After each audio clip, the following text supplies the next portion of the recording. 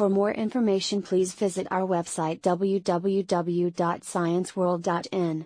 You can motivate us to do more by liking, sharing our Instagram and Facebook page. Also, don't forget to subscribe to our YouTube channel and press the bell icon to get notifications of new videos. Hello everyone, मेरा नाम तुषार भारद्वाज और ये आपका अपना favourite channel science world. आज की video में हम डिस्कस करने वाले हैं प्रोजेक्टाइल के बारे में। चलिए टाइम वेस्ट ना करते हुए स्टार्ट करते हैं। प्रोजेक्टाइल क्या होता है, सबसे पहले हम इसका मीनिंग लेते हैं। प्रोजेक्टाइल का मतलब होता है एक ऐसी कंडीशन जिसमें आप किसी ऑब्जेक्ट को थ्रो करते हैं सर्टेन वेलोसिटी के साथ।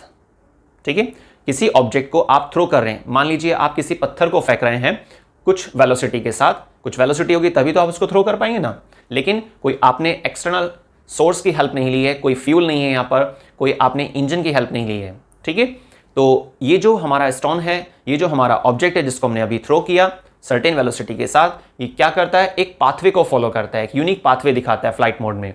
अब वो जो यूनिक पाथवे हम उसको क्या बोलते हैं, ट्रेजेक्टरी बोलते हैं। लेकिन ये जो ऑब्जेक्ट जो आपने अभी थ्रो किया था कुछ वेलोसिटी के साथ, तो उस ऑब्जेक्ट ने एक जो पाथवे फॉलो किया वो 2 डायमेंशन में फॉलो किया, एक्स एक्सिस और वाई एक्सिस। 2 एक्सिस का आपने यहाँ पर यूज किया उसको रिप्रेजेंट करने के लिए। ग्राफिकली अगर हम दिखाएंगे अभी इसको आपको कि भाई किस तरीके से दिखाया जा सकता है, लेकिन under the action of gravity. तो प्रोजेक्टाइल के टर्म्स का मीनिंग आपको क्लियर हो गया होगा। एक बार हम डिफाइन ले लेते हैं इसका, ये डेफिनेशन क्या हो सकती है। Projectile is a condition, projectile is a condition in which an object throw with some initial velocity without being help of an engine or fuel. This object will follow a pathway. This object will follow a pathway under the action of gravity, especially in a 2 dimension, x-axis and y-axis. Clear? तो ये आप simple एक definition है, आप इसको हमारी website से जाकर भी एक्सेस कर सकते हैं। वहां पर आपको फुल डिटेल में रिटन मटेरियल मिल जाएगा, डेरिवेशन भी मिल जाएगा। तो चलिए स्टार्ट करते हैं। प्रोजेक्टाइल का मीनिंग हमें क्लियर हो चुका है। अब हम एक ग्राफ बनाने वाले हैं, देखिए किस तरीके से।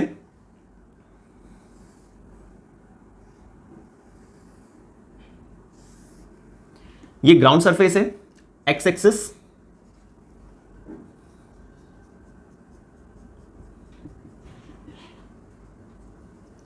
ठीक है। ऐसे आप डैश डिजाइनिंग से बना दीजिएगा, थोड़ा क्लियर हो जाएगा कि हाँ भाई ग्राउंड सरफेस सही। यहां पर सर्टेन हाइट पर कोई ऑब्जेक्ट है, उसको विद सम इनिशियल वेलोसिटी इस तरीके से प्रोपेल किया गया, थ्रो किया गया। लेकिन देखिए जब इस ऑब्जेक्ट को थ्रो किया गया तो जस्ट इसके नियर बाय फॉल डाउन नहीं हुआ है। क्यों नहीं हुआ है?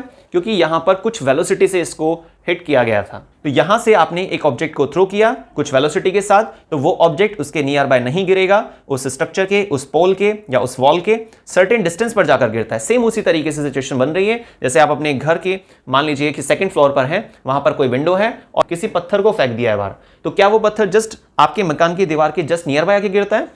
ये सर्टेन डिस्टेंस पर फॉल डाउन हो रहा है। तो ये जो चीज है हमारे पास, ये क्या है, प्रोजेक्टाइल है। ठीक है ना। अब यहां पर आपने ये तो इसका पाथवे हो गया ऑब्जेक्ट का, जैसे आपने एक्स एक्सिस नीचे बनाई है इसी तरीके से आप एक लाइन ऊपर भी ड्रॉ करेंगे। ठीक है, इस तरीके से। ये भी एक्स एक्सिस है, वो आप समझ गए होंगे, इसी के पैरेलल फॉर्म में है, इसीलिए। अब आपने क्या करना है, यहां पर इस तरीके से एरो लगा देना है और आप मान लीजिए जब वो ऑब्जेक्ट यहां पर था तो उसको आप एक ऐसे वेलोसिटी की फॉर्म दिखाएंगे।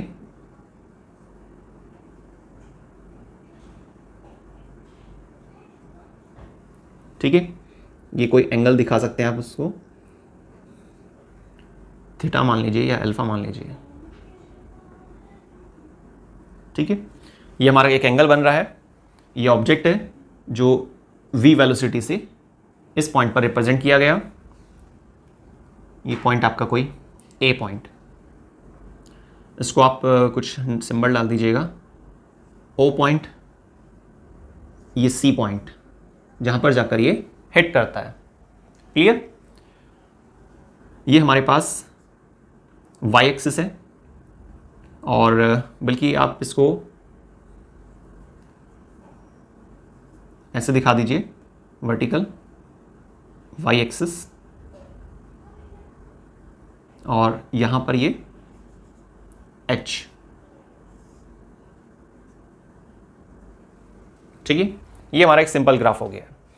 अब आप एक बात सोचिए कि जब हमने इस ऑब्जेक्ट को, इस पत्थर को, इस स्टोन को सर्टेन हाइट से with some initial velocity throw किया, ठीक है, कुछ वेलोसिटी से हमने इसको फेंका है, तो क्या ये एकदम से आ रहा है? नहीं ना।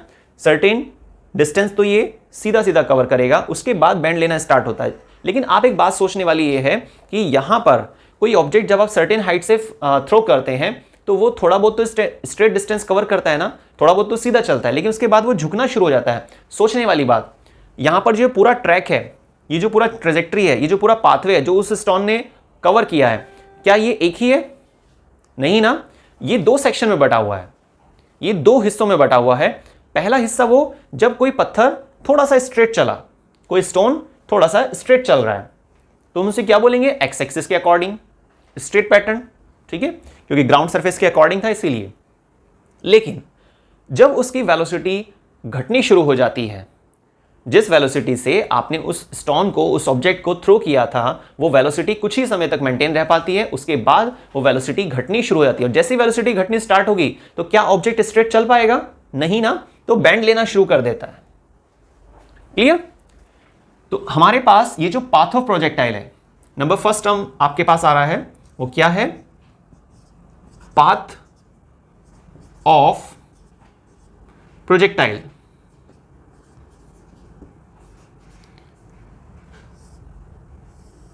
ध्यान से समझिएगा, बहुत इंपॉर्टेंट टॉपिक है प्रोजेक्टाइल, और कंफ्यूजन भी बड़ा रहता है इसमें। पाथ ऑफ प्रोजेक्टाइल मींस एक रास्ता जो किसी ऑब्जेक्ट ने लिया है, ठीक है, एक ऐसा रास्ता जो कोई ऑब्जेक्ट फॉलो कर रहा है, लेकिन वो रास्ता एक ही नहीं है, वो दो हिस्सों में बटा हुआ है। ए अलोंग एक्स एक्सिस, ठीक है, अलोंग एक्स एक्सिस, वो शॉर्ट डिस्टेंस जो उस ऑब्जेक्ट ने स्ट्रेट कवर की है, जिसमें वो बेंड नहीं हुआ है। और बेंड क्यों नहीं हुआ है? सोचने वाली बात, बहुत इंपॉर्टेंट क्वेश्चन, जिसमें काफी एमसीक्यू भी जनरेट हो सकते हैं। और वो क्या है? जब कोई ऑब्जेक्ट थोड़ी सी डिस्टेंस को स्ट्रेट कवर कर पा रहा है, इसका मतलब उसकी वेलोसिटी क्या है? यूनिफॉर्म वेलोसिटी है। और आप समझ गए होंगे, अगर यूनिफॉर्म वेलोसिटी है तो इसका मतलब एक्सेलरेशन कैसा होगा? Zero.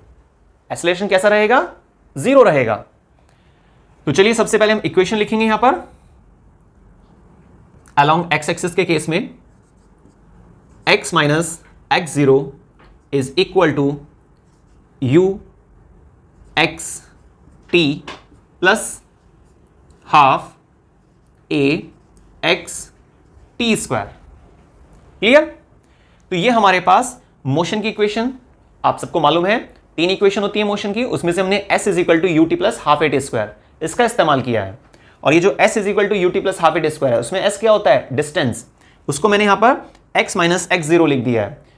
Final position minus initial position, initial position तो रेस्ट ही है, अभी वो चला ही नहीं है, x जीरो तो जीरो ही रहेगा, पर लेकिन हमें यहां पर ऐसे लिखकर दिखाना पड़ता है। रही बात ये कि यहां पर x क्यों लिया जा रहा है, क्योंकि बात चल रही है अलोंग x एक्सिस, ये वाली शॉर्ट डिस्टेंस जिसमें वो ऑब्जेक्ट या वो जो स्टोन था जो हम कंसिडर करके चल रहे थे वो स्ट्रेट चल रहा है, अभी बेंड नहीं लिया उसने। ठीक है, तो अब यहां पर आप कुछ कंडीशन अप्लाई करेंगे, जैसे कि जब वो ऑब्जेक्ट स्ट्रेट चलता है अलोंग एक्स एक्सिस तो एक्स जीरो हमारा क्या रहता है? जीरो। ठीक है, और यू एक्स, सोचिए जरा ध्यान से, यू एक्स क्या होगा? जीरो होना चाहिए या जीरो नहीं होना चाहिए? तो आंसर क्या है? जीरो नहीं होना चाहिए। इनिशियल वेलोसिटी कुछ ना कुछ तो होगी, लेकिन जैसा कि आपको मालूम है डेरिवेशन में कभी भी वैल्यूज नहीं होती हैं, सिर्फ सिंबल्स का इस्तेमाल किया जाता है। तो यू एक्स के प्लेस पर हम क्या लिखेंगे? You means velocity, T simple time है। अब ए क्या लेना चाहिए? जब कोई ऑब्जेक्ट जिसको आप कुछ इनिशियल वेलोसिटी के साथ थ्रो कर रहे हैं, तो उस दौरान जब वो ऑब्जेक्ट स्ट्रेट डिस्टेंस कवर करता है, बेंड नहीं हो रहा है। तो बेंड क्यों नहीं हो रहा है? क्योंकि उसकी यूनिफॉर्म वेलोसिटी है, और हमेशा याद रखिएगा आप, यूनिफॉर्म वेलोसिटी अगर है तो एक्सेलरेशन जीरो ही रहता है। तो एक्सेलरेशन के प्लेस पर आप क्या लिखेंगे? Zero. A x is equal to zero. Put these value in first equation.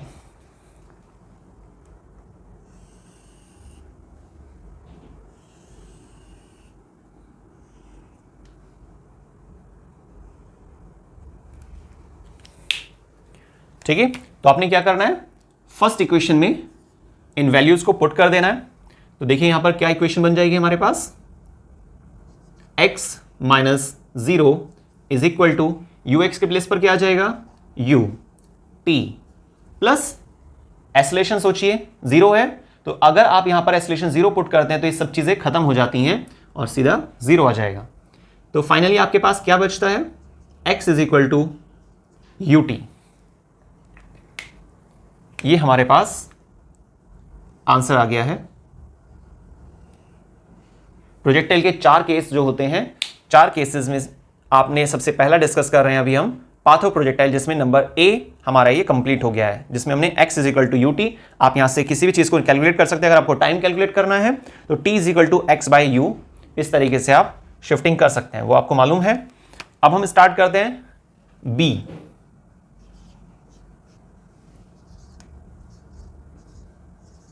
along y axis,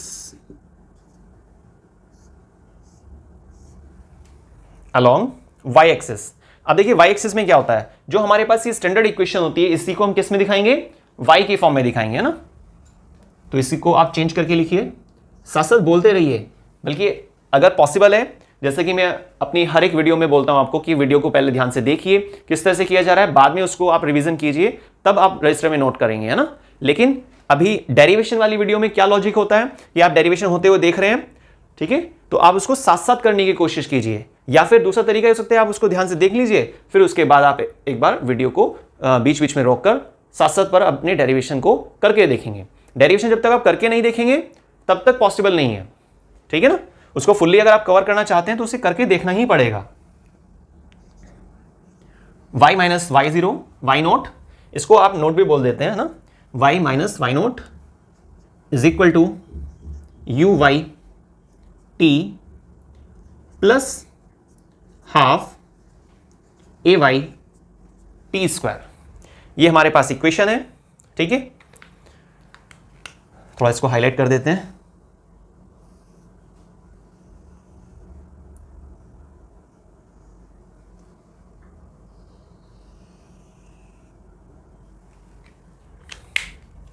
देखिए अब हमने क्या करना है, सेम इसी तरीके से, पर इसको स्टार्ट करने से पहले जरा हम एक बार डिस्कस कर लेते हैं फिर से ग्राफ के बारे में। देखिए जब आपने किसी ऑब्जेक्ट को कुछ वेलोसिटी से फेंक दिया है, थ्रो कर दिया है, तो थोड़ा बहुत तो वो स्ट्रेट डिस्टेंस कवर करता है, लेकिन उसके बाद क्या होता है, वो झुकना शुरू हो जाता है। अब मेन मुद्दा ये आ रहा है कि भाई वो झुकना शुरू क्यों हुआ, क्यों बेंड हुआ। भाई मैंने किसी विंडो में, जैसे मैं अभी यहां पर खड़ा हूं, मान लेते हैं कि मैं फर्स्ट फ्लोर पर हूं, सामने विंडो है, मैंने विंडो में से ऐसे ही पत्थर को फेंक दिया, किसी भी ऑब्जेक्ट को ऐसे थ्रो कर दिया, तो वो ऑब्जेक्ट थोड़ा तो स्ट्रेट चलता है जब तक उसकी वेलोसिटी मेंटेन रहती है, लेकिन उसके बाद क्या होता है, वो ऑब्जेक्ट धीरे धीरे डाउन होना स्टार्ट होता है, एकदम से नहीं, धीरे धीरे, जैसे जैसे वेलोसिटी डाउन पड़ेगी। तो ये जो हमारे पास पाथवे है, जो रिमेनिंग पार्ट है, इस पूरे रास्ते का जो रिमेनिंग वाला हिस्सा है, वो क्या है, y axis, vertical y axis. इसलिए हमने क्या किया, यहां पर वाई एक्सिस को लिखकर दिखाया कि y minus y naught is equal to u y t plus half a y t square. तो वर्टिकल केस है, ये तो मैं क्लियर हो गया, लेकिन वर्टिकल केस में आया क्यों, भाई स्ट्रेट चला जाता, चलता रहता, गैलेक्सी क्रॉस कर जाता, हो सकता है कि ऐसा नहीं ना, भाई वेलोसिटी डाउन तो पड़नी है ना, ठीक है। तो अब सोचने वाली बात कि ऐसे केस में क्या होता है, एक्सेलरेशन 0 हो जाता है, ठीक है। 0 ले लें, बताओ, लिख लें यहां पर ए वाई इक्वल टू 0 या नहीं, क्या कह रहे हैं, बिल्कुल सही पकड़ा है आपने। यहां पर एक्सेलरेशन 0 नहीं ले पाएंगे। एक्सेलरेशन 0 कब होता है, जब यूनिफॉर्म वेलोसिटी होती है, और यूनिफॉर्म वेलोसिटी में तो स्ट्रेट चलता है, लेकिन हमारा अभी टॉपिक क्या चल रहा है, मैंने आपको अभी हिंट दिया था कि वाई एक्सिस वाला चल रहा है, वर्टिकली डाउनवर्ड आ रहा है, तो ऐसे केस में ए वाई 0 नहीं हो सकता, ठीक है। तो क्या 0 हो सकता है, क्या 0 हो सकता है, u, जो यू वाई है हमारे पास, वर्टिकल केस में याद रखिएगा जो वेलोसिटी होती है वो खत्म हो जाती है, वैसे एग्जैक्ट तो एकदम से खत्म नहीं होती है, धीरे धीरे डाउन पड़ती है, पर हम उसको क्या लेते हैं, 0 कंसीडर करके चलते हैं, ठीक है ना। तो यू वाई क्या हो जाएगा 0, लेकिन ए वाई को क्या लेना चाहिए? अब ये बात तो क्लियर हो गई कि हाँ भाई 0 नहीं लेना है, पर लेकिन फिर क्या लें हम उसको? जी लेना चाहिए, एक्सेलरेशन ड्यू टू ग्रेविटी। लेकिन अब एक और क्वेश्चन आ गया है कि प्लस लें या माइनस लें। भाई जब कोई चीज हमारे पृथ्वी की तरफ जा रही है, अर्थ सरफेस की तरफ जा रही है, तो उसमें क्या लेते हैं? Acceleration due to gravity but positive. अगर अगेंस्ट जाती है तो नेगेटिव लेते हैं उसको। अब हम यहां पे सिंबल्स को डालने वाले हैं, y नॉट इक्वल टू 0 और आपका ये यू वाई, ध्यान से लिखिएगा इनको, 0, A Y is equal to plus G, क्योंकि जी में दो पॉसिबिलिटी होती है ना, प्लस और माइनस, इसलिए आपको दिखाना पड़ेगा। तो अब फिर से सेम लाइन, इन वैल्यूज को पुट करना है, put these value in second equation. यहां पर इसको सेकेंड नंबर डाल दीजिएगा आप, ब्लैक से डाल देते हैं इसको, है ना।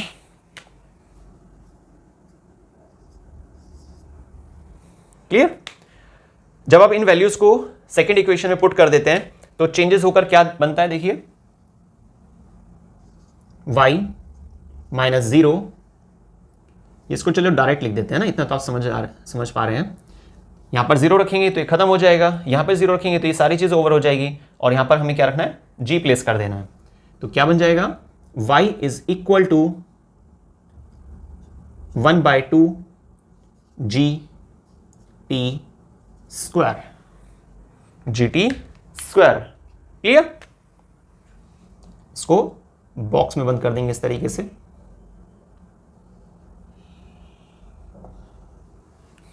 ठीक है ना?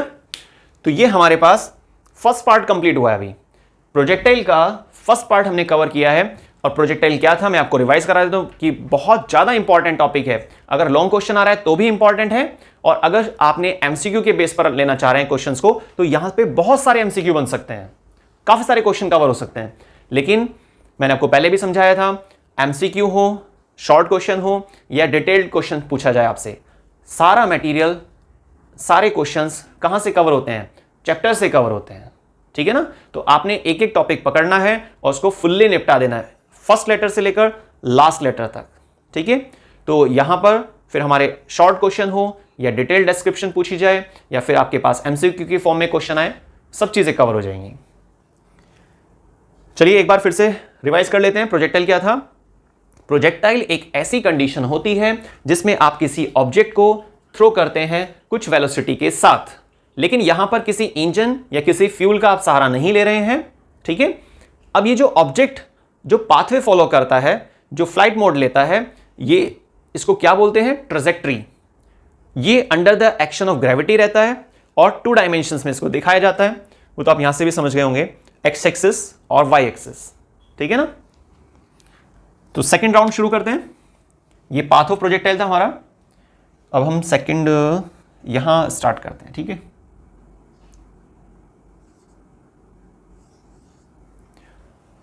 First path of projectile and second time of flight.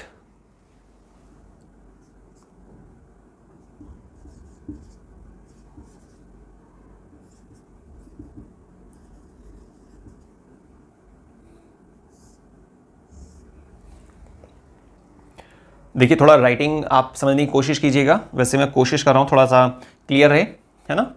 तो टाइम ऑफ फ्लाइट, ये क्या लिखा है? Time of flight. अब टाइम ऑफ फ्लाइट का मतलब क्या है? स्टार्ट करने से पहले हम इसको समझते हैं जरा एक बार। यहां से ऑब्जेक्ट को थ्रो किया गया, इस तरीके से वो ऑब्जेक्ट नीचे की तरफ आ रहा है।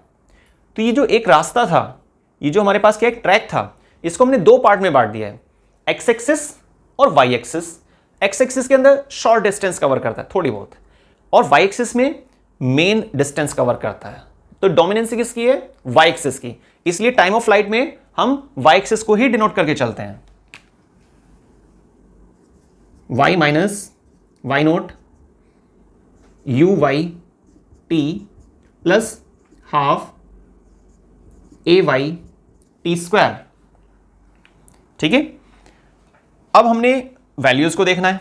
वर्टिकल केस में आपको एकदम से याद आ जाना चाहिए वर्टिकल केस में क्या क्या चीजें जीरो हो रही थी और क्या चीजें जीरो नहीं थी। तो वर्टिकल केस में ऑब्जेक्ट नीचे क्यों आया, क्योंकि उसकी वेलोसिटी कम हो गई है ना। यूनिफॉर्म वेलोसिटी होती तो नीचे ही क्यों आता, स्ट्रेट चलता रहता। तो y नॉट तो ये तो जीरो ही रहता है ना। uy इनिशियल वेलोसिटी, और वो भी देखिए किसमें, वर्टिकल केस में इनिशियल वेलोसिटी पूछ रहे हैं ना, है ना। क्या पूछ रहे हैं, वर्टिकल केस में वेलोसिटी। भाई वो तो हम सबको मालूम है, पता है ना आप सबको कि वर्टिकल केस में इनिशियल वेलोसिटी क्या होगी, है ही नहीं, वेलोसिटी कम हो गई है, खत्म हो गई है, इसलिए तो नीचे की साइड बेंड किया है इसने। तो क्या लिखेंगे हम इसको, जीरो। लेकिन एक्सेलरेशन वर्टिकल केस में देखिए बिल्कुल पॉइंट बिल्कुल सेम चल रहा है ना। तो एक्सेलरेशन कितना हो जाएगा, प्लस जी, ग्रेविटी। एक्सेलरेशन कितना हो जाएगा, ग्रेविटी स्मॉल जी, है ना। अब आपने क्या करना है, इन वैल्यूज को पुट करना है। Put these values in third equation. आप सोच रहे होंगे सर ने थर्ड इक्वेशन तो लिखा नहीं है, ठीक है मैं लिख देता हूं इसको यहां पर। ये हमारी इक्वेशन जो है नंबर थर्ड है।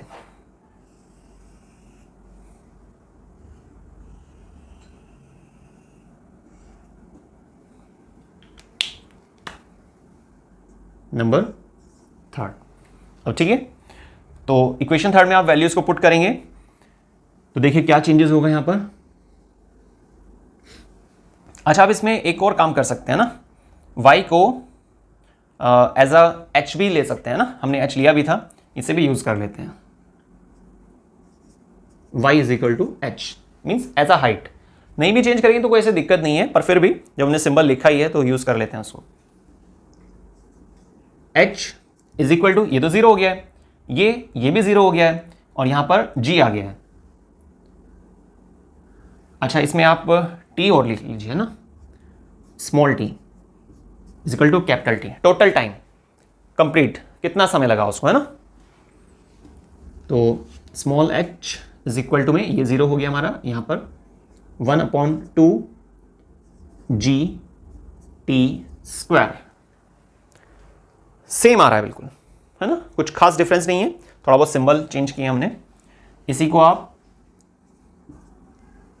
थोड़ा बदल कर लिख सकते हैं, क्योंकि हमारा हेडिंग क्या चल रहा है, टाइम ऑफ फ्लाइट, तो हमें टाइम के रिस्पेक्ट में निकालना चाहिए था, है ना। तो इसलिए हम इसको टाइम के अकॉर्डिंग लिख कर दिखाएंगे।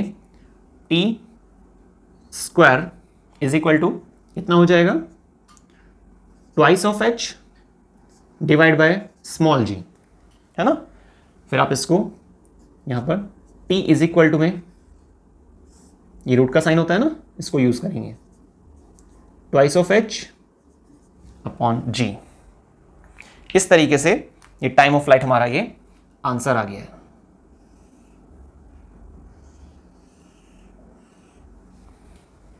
क्लियर। तो देखिए हमने पाथ ऑफ प्रोजेक्टाइल और टाइम ऑफ फ्लाइट, इन दो चीजों को कवर कर लिया है। अभी हमारे पास दो चीजें और बच रही हैं जो हमें प्रोजेक्टाइल के केस में निकालनी होती हैं, और नंबर थर्ड क्या है, वो हॉरिजॉन्टल रेंज, यहां से वहां तक की दूरी। लेकिन आपको मालूम है कि जब कोई पाथवे, ट्रेजेक्टरी पाथवे या कोई फ्लाइट मोड होता है तो उसमें स्टार्टिंग पॉइंट और एंडिंग पॉइंट, इनके बीच की जो डिस्टेंस होती है वो ग्राउंड एक्सिस के अकॉर्डिंग ली जाती है। तो जब रेंज की बात आती है तो आप यहां से यहां तक क्या बोलेंगे इसको, कि ये हॉरिजॉन्टल रेंज है, ठीक है। यहां पर लिख लेते हैं इसको डायग्राम में ही।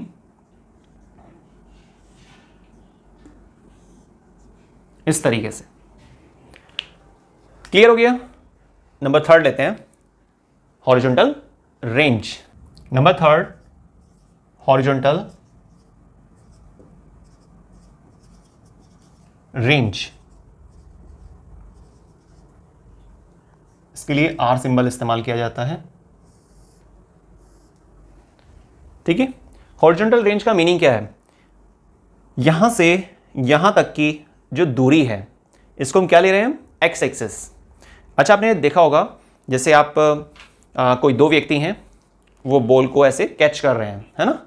एक 5 मीटर की दूरी पर खड़ा हुआ है और एक व्यक्ति स्टार्टिंग में है। तो मैंने मान लेते हैं कि मैं हूं और मेरा फ्रेंड है, वो हम बॉल से कैच करके खेल रहे हैं उसको, है ना, समझ रहे हैं आप। तो मैंने बॉल को ऐसे थ्रो किया तो बॉल इस तरीके से जा रही है, ठीक। अब मैंने स्टार्टिंग में क्या बोला था आपको कि दो व्यक्ति जिनके बीच की दूरी कितनी है 5 मीटर।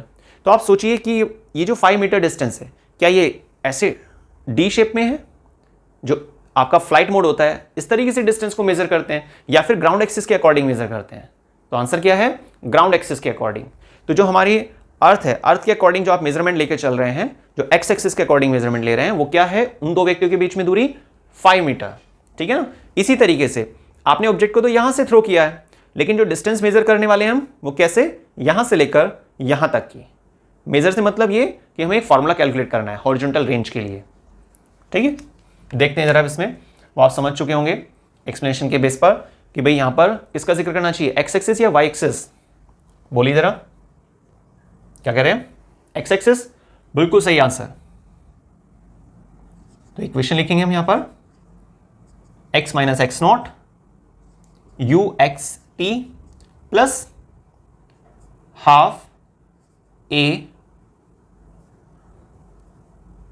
X t square. ये तो हमारी इक्वेशन हो गई है। वैल्यूज एक्स नॉट 0 रहेगा, समझ गए आप। यू एक्स यू में कन्वर्ट हो जाएगा, लेकिन बात चल रही है एक्स एक्सिस के अकॉर्डिंग, है ना। तो ए एक्स इज इक्वल टू में क्या होगा? 0। और ये बात मैं आपको कई बार बता चुका हूं, क्योंकि काफ़ी इंपॉर्टेंट भी है और बच्चों को जल्दबाजी में या फिर थोड़ा कंफ्यूजन भी रहता है इसमें। जब कोई ऑब्जेक्ट स्ट्रेट डिस्टेंस कवर करता है तो वहां पर यूनिफॉर्म वेलोसिटी होती है, और यूनिफॉर्म वेलोसिटी का अगर एक बार जिक्र आ जाता है तो एक्सेलरेशन वहां पे बिल्कुल नहीं टिकता है। एक्सेलरेशन क्या हो जाता है? 0, ठीक है। अब आप इन वैल्यूज को पुट करने वाले हैं। Put these values in equation 4।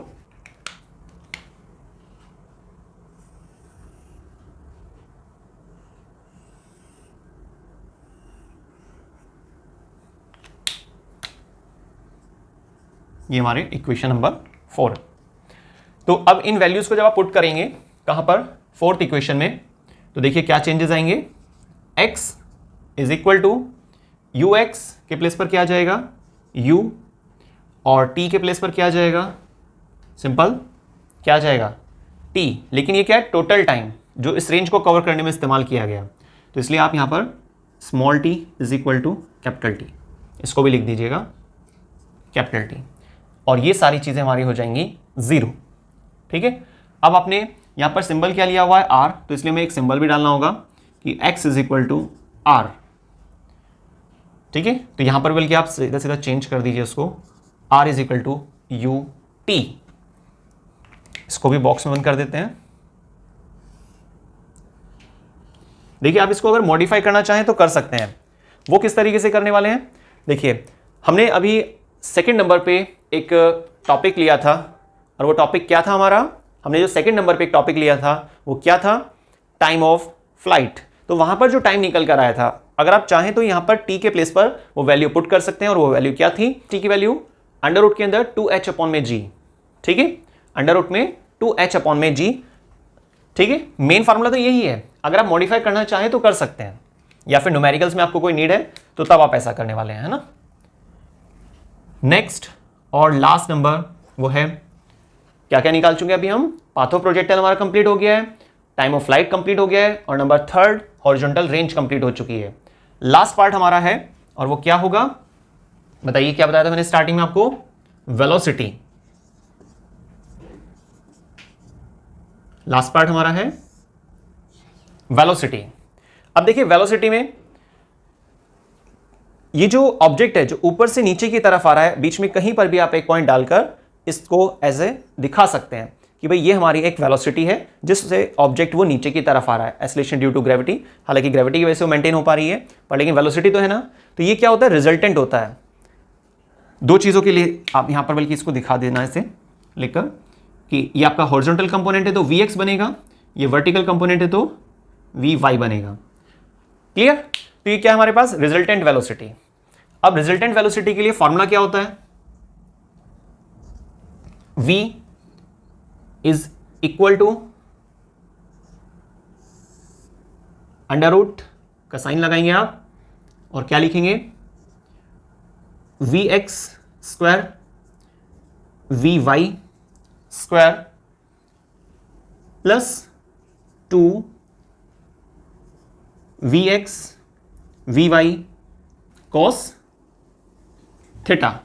Cos theta, theta क्या है, दोनों कंपोनेंट के बीच में जो एंगल बन रहा है, ठीक है ना, कंफ्यूज नहीं होना है। अल्फा क्या है, जो वी एक्स और वी के बीच में एंगल बन रहा है, लेकिन थीटा क्या ले रहे हैं, दो कंपोनेंट के बीच में जो एंगल बना जो 90 डिग्री है।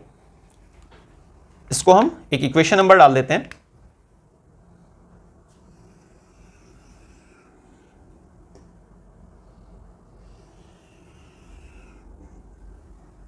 इक्वेशन नंबर आ जाएगा ये आपका 5, ठीक है। अब देखिए ये हमने रिजल्टेंट वेलोसिटी फाइंड करनी है, तो उसके लिए वी एक्स वी वाई और कॉस थीटा ये हमें मालूम होना चाहिए। थीटा तो आप समझ गए होंगे, यहां पर थीटा क्या होगा 90 डिग्री। थीटा क्या है यहां पर 90 डिग्री। किस तरीके से, इसी चीज को मैं यहां पर दिखा देता हूं ऐसे, ये वी एक्स और ये आपका वी वाई, इनके बीच में जो एंगल बन रहा है वो क्या है 90 डिग्री का एंगल है, इसलिए हम थीटा के प्लेस पर क्या रखने वाले हैं 90 डिग्री। और cos 90 की वैल्यू क्या होती है 0। अब हमें क्या फाइंड करना रह रहा है, Vx और Vy। इसके लिए आप इक्वेशन लिखेंगे यहां पर, V आपने सुना है इक्वेशन ऑफ मोशन में नंबर फर्स्ट इक्वेशन क्या होती है, V is equal to u plus a t, तो उसी का यूज करने वाले हम सबसे पहले एक्स एक्सिस में। तो Vx is equal to u x plus a x t. अब आप इसमें देखिए कि Vx क्या हो सकता है और Ux क्या है, Ax क्या है और T क्या है। Vx तो हमें कैलकुलेट करना है, लेकिन बाकी चीजें बची हैं। अब Ux क्या हो सकता है, हॉरिजॉन्टल केस में ध्यान से समझिएगा, हॉरिजॉन्टल केस में मींस एक्स एक्सिस के केसेस में क्या इनिशियल वेलोसिटी 0 लेते हैं या एक्सेलरेशन 0 लेते हैं, तो आंसर क्या है एक्सेलरेशन 0 लेते हैं, क्योंकि यूनिफॉर्म वेलोसिटी वहां पर होती है, इसलिए एक्सेलरेशन 0 हो जाता है। तो इसलिए इस इक्वेशन में आप क्या पुट करेंगे, Ux is equal to u और ax इज इक्वल टू 0। तो इक्वेशन मॉडिफाई हो जाएगी आपकी और कुछ इस तरीके से आ जाएगा आपका answer, Vx is equal to u। आपने Vx तो कैलकुलेट कर लिया यहां से, लेकिन अब देखिए Vy निकालना है हमें ना। Vy के लिए भी आप इक्वेशन लिखेंगे इसी तरीके से, Vy is equal to uy plus ay t, क्योंकि v equal to u plus a t होता है ना, बस आपने y एक्सिस का सिंबल यूज कर लिया है। अब यहां पर वैल्यूज क्या इस्तेमाल करनी होंगी आपको, सोचिए जरा। वर्टिकल केस में क्या इनिशियल वेलोसिटी होती है, आंसर है नहीं होती है, बल्कि एक्सेलरेशन होता है। इसको आप u लिखेंगे, इसको आप 0 लिखेंगे और ay के प्लेस पर g आ जाएगा, प्लस का g है ना, इनको पुट कर दीजिए आप। तो Vy इज इक्वल टू में GT, ये आपका आंसर आ गया है। तो Vx की वैल्यू आ चुकी है हमारे पास और Vy की वैल्यू भी आ चुकी है, ठीक है ना। अब हमने क्या करना है, रिजल्टेंट फाइंड करने के लिए इन वैल्यूज को फिफ्थ इक्वेशन में पुट करना है। इसको हम इधर कर लेते हैं,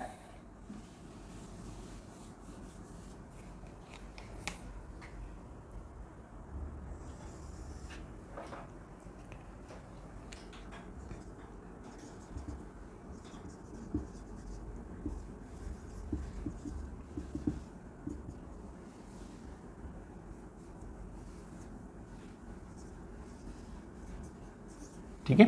तो फिफ्थ इक्वेशन में आप ये वैल्यू पुट कर रहे हैं और देखिए आंसर क्या आएगा, v is equal to v x के प्लेस पर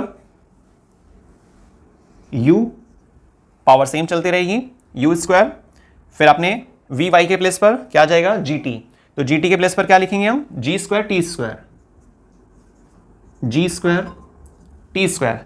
अब देखिए 2vx vy cos थीटा, ये सब चीजें खत्म हो जाएंगी, पर खत्म क्यों हो रही हैं, क्योंकि यहां पर थीटा के प्लेस पे हम 90 रखेंगे और 90 अगर हमने पुट किया तो सोचिए जरा cos 90 की वैल्यू क्या होती है 0, जिसकी वजह से पूरी टर्म खत्म हो जाएगी यहाँ पर। तो हमारा सिर्फ आंसर इतना रहेगा। इसको आप ऐसे थोड़ा हाईलाइट कर देंगे।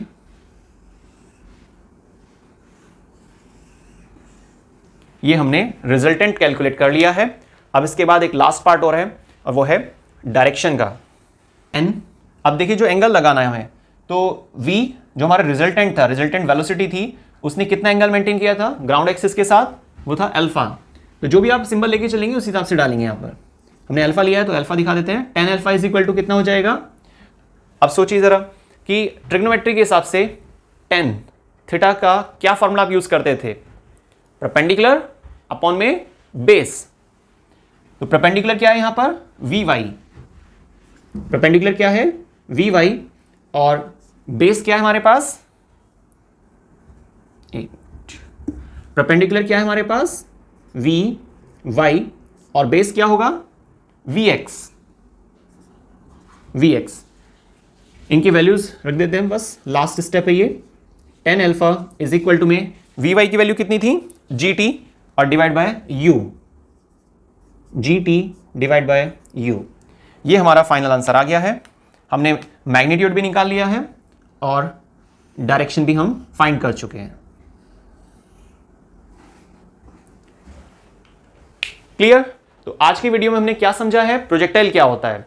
देखिए प्रोजेक्टाइल एक वो कंडीशन होती है जब आप किसी ऑब्जेक्ट को कुछ वेलोसिटी के साथ थ्रो करते हैं, लेकिन कोई एक्सटर्नल एजेंसी वहां पर नहीं होती है, कोई इंजन नहीं होता है, कोई फ्यूल नहीं है। ठीक है, सिंपल आपने एक पत्थर को थ्रो किया और सर्टेन हाइट से, तो क्या होता है वो stone just near by fall down नहीं होता है, सर्टेन डिस्टेंस पर जाकर गिरता है ना। लेकिन स्टार्टिंग में थोड़ा सा सीधा चलता है, फिर धीरे धीरे उसकी वेलोसिटी घटती चली जाती है, तब जाकर वो ग्राउंड पर पहुंचता है। ये जो कंडीशन थी जिसको हम प्रोजेक्टाइल बोल रहे हैं, इसमें जो पाथवे था उसको हम क्या बोलते हैं, ट्रेजेक्ट्री। जो पाथवे था जो उसने फ्लाइट मोड ली है वो क्या है, ट्रेजेक्ट्री है। इसी में हमने 4 केसेस लिए। नंबर फर्स्ट पे मैंने आपको समझाया, ड्राइव करके दिखाया उसके फॉर्मूले को, वो क्या था, पाथ ऑफ प्रोजेक्टाइल। नेक्स्ट हमने टाइम ऑफ फ्लाइट को डिस्कस किया, कितना समय लिया ट्रेजेक्ट्री के दौरान उस ऑब्जेक्ट ने ग्राउंड तक पहुंचने में। नंबर थर्ड हमने हॉरिजॉन्टल रेंज के बारे में डिस्कस किया, दूरी ग्राउंड एक्सिस के अकॉर्डिंग। और लास्ट नंबर 4 पर हमने डिस्कस किया वेलोसिटी, कि वेलोसिटी कितनी होती है। ठीक है, उसके लिए हमने रिजल्टेंट और डायरेक्शन दोनों चीजें दिखानी होती हैं। थैंक्स, आपने वीडियो को स्टार्टिंग से लास्ट तक देखा, और प्लीज याद रखिएगा आप सब्सक्राइब कीजिए और देखते रहिए साइंस वर्ल्ड पर आने वाली रेगुलर वीडियोस को। धन्यवाद।